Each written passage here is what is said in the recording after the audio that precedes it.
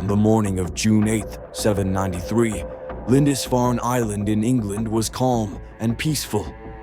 But this tranquility was shattered forever by the arrival of the fierce warriors from the north. The Vikings stormed the island, destroying the holy monastery of St. Cuthbert, slaughtering most of the monks and taking the rest as slaves. This attack was a catastrophic event for the Christian world of that time. The sacred grounds soaked with the blood of the clergy shocked Europe to its core. Little did they know, this was only the beginning. The Vikings were masters of speed and strategy. With their dragon-headed ships, they could swiftly approach shores, raid, and vanish without a trace. Their favorite targets? Monasteries. These were treasure troves filled with gold and jewels, guarded only by unarmed monks. This strategy wasn't just about stealing wealth. It was psychological warfare. The fear they instilled lasted long after their ships disappeared over the horizon. The Viking ships weren't just functional. They were works of art and engineering mastery.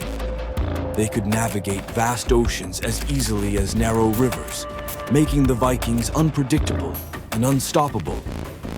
These ships allowed them to penetrate deep into the heart of Europe, spreading fear wherever they went. Their superior maritime skills turned them into a force to be reckoned with. Among the Viking warriors, some were known as berserkers, feared and fabled as warriors of supernatural power.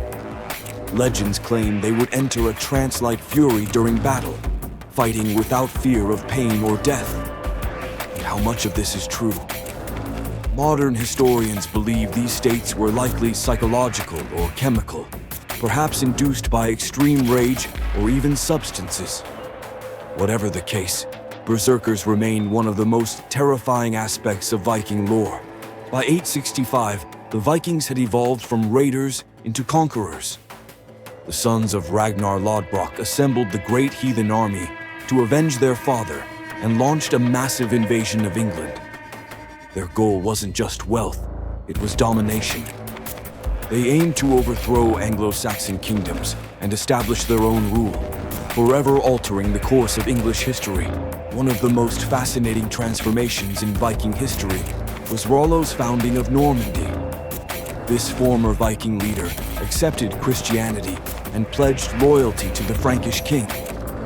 Normandy quickly became one of Europe's most powerful regions. While the Vikings became Normans and adapted to their new culture, they never lost their warrior spirit. The Normans didn't stop at England.